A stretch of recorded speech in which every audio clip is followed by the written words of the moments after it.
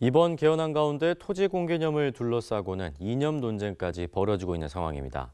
크리스천들은 토지 공개념을 어떻게 봐야 할지 오랫동안 성경적 토지 운동을 전개해온 토지플러스 자유연구소 장인 남기엽 소장을 파워인터뷰에서 만나봤습니다. 박성석 기자입니다.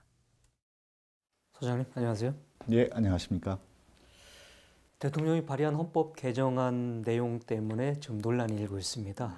또 여야 공방도 격화되고 있고요.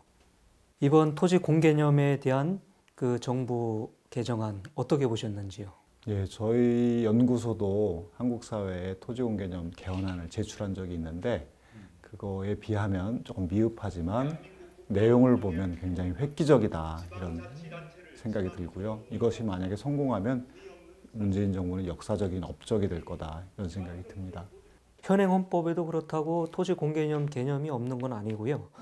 개정안 진일보 했을 텐데 구체적으로 어떻게 좀 달라지는 겁니까? 예, 그 조항 하나를 신설을 했습니다. 이제 현행 헌법에도 토지 공개념 정신이 배어 있는데 신설한 조항을 보면 토지의 공공성과 합리적 이용을 위하여 필요한 경우에 하나여 특별한 의무와 제한을 부과할 수 있다 이렇게 됐는데 토지의 공공성과 합리적 사용 이것이 사실은 토지 투기를 없애야 가능한 거거든요. 그러니까 투기를 없앨 수 있는, 투기를 근절할 수 있는 이 기반을 아예 이제 헌법에서 분명하게 기록해 놓은 거기 때문에 의미가 크다고 할 수 있죠. 일부에서는 토지 공개념을 하다 보면 결국은 토지 국유화, 공유화로 나가는 거 아니냐. 토지 공개념과는 이 국유화 어떤 차이가 있는 겁니까? 공개념은 이제 토지는 일반제하고 다르니까 공적 개념을 강하게 적용해야 된다라고 하는 철학입니다. 정신입니다. 국공유화는 그것을 구현할 수 있는 하나의 정책 수단이에요. 그러니까 국공유화를 하려면 사실은 국가가 계획을 가지고 민간의 토지를 매입해야 되겠죠. 매입한 토지를 임대하면 되는데 가장 잘하고 있는 나라가 싱가포르입니다. 그렇게 해서 싱가포르는 아주 활기찬 시장 경제를 운영하고 있죠. 보수 기독교인들 가운데는 토지 공개념이 사회주의 정책이라고 주장하는 사람들도 있고 더 나아가서는 이게 공산주의 사상이다 이렇게 주장하며 또 문자를 유포하는 그런 일들도 좀 있다고 합니다. 이런 주장에 대해서는 혹시 어떻게 봐야 되는지요? 예, 저도 그런 얘기를 들었는데요.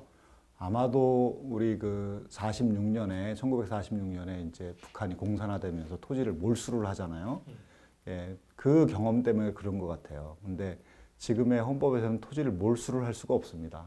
그리고 재산권을 보호해야 되고 그것은 명백한 거짓말이고요. 할 수가 없습니다. 해서도 안 되고요.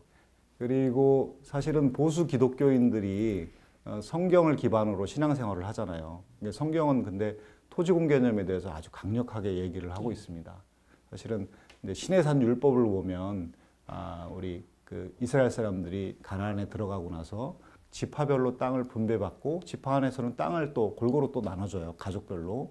그리고 나서 토지의 영구 매매를 금지합니다. 물론 매매를 할 수 있었는데 최장 50년이 되면 희년이 되면 토지를 다시 원래 주인에게 돌려줘요. 예, 이 정신을 보면 희년 정신을 보면 토지 공개념을 굉장히 강하게 얘기하고 있는 거죠. 예. 그 구약에서는 그렇게 언급을 하고 있지만은 신약에 와서 복음서 등에는 그런 구체적으로 토지 공개념이 없지 않느냐 이렇게 반론을 제기하는 일부 신자들도 있는 것 같습니다. 예, 뭐 그런 얘기를 많이 듣는데요. 사실은 이건 성경을 잘못 이해하고 있는 거고 예수님이 율법과 선지자를 완성하러 왔다고 말씀하시잖아요. 그렇죠. 거기서 율법은 시내산 율법을 말하고 있거든요. 선지자는 시내산 율법으로 율법의 정신으로 희년의 정신으로 돌아가라고 끊임없이 외치고 있어요. 예수님이 그 율법과 선지자를 완성하러 왔다고 하셨고 직접 뭐라고 말씀하시냐면 은혜의 해례 희년을 전파하러 왔다고 그렇게 말씀하십니다. 그리고 이제 초대교회를 보면 성령을 받은 초대교회인들이 희년을 창의적으로 실천하는 모습을 볼 수가 있어요. 예, 그래서 구약의 율법의 정신이 신약으로 예수님으로 계승 발전돼서 완성이 되는 것을 우리가 볼 수 있는데 성경은 그렇게 이해해야 합니다. 예. 그 크리스천들도 부의 축적으로 부동산에 투자를 하고 정당한 투자 방식이니까요. 그렇게 해서 재산 증식을 할 수 있는 거 아니냐 이런 견해를 가진 사람들이 많습니다. 그런 견해 어떻게 현실적으로 답변하실 수 있는지요? 지금의 제도하에서는 그렇게 하는 것이 굉장히 합리적이죠. 예, 그렇게 해서 돈을 많이 벌 수가 있으니까요. 근데 이제 생각해 보면은 투자가 아니고요. 그건 투기이고, 부동산 투기, 그러니까 매매 차익을 누리는 거 아니겠습니까? 심심해서 뭐 땅을 매입하는 건 아니잖아요. 매매 차익을 노리는 투기에 참여하게 되면 토지나 집이 없는 사람들은 굉장히 고통스러우게 돼요.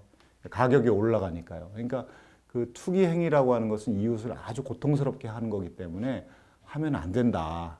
그리고 더 나아가서는 이런 투기가 없는 사회를 만들기 위해서 우리가 토지공개념 개헌이 나오면 열심히 지지하고 우리가 함께 해야 된다. 이렇게 말씀드리고 싶습니다. 네, 오늘 말씀 고맙습니다. 예, 감사합니다.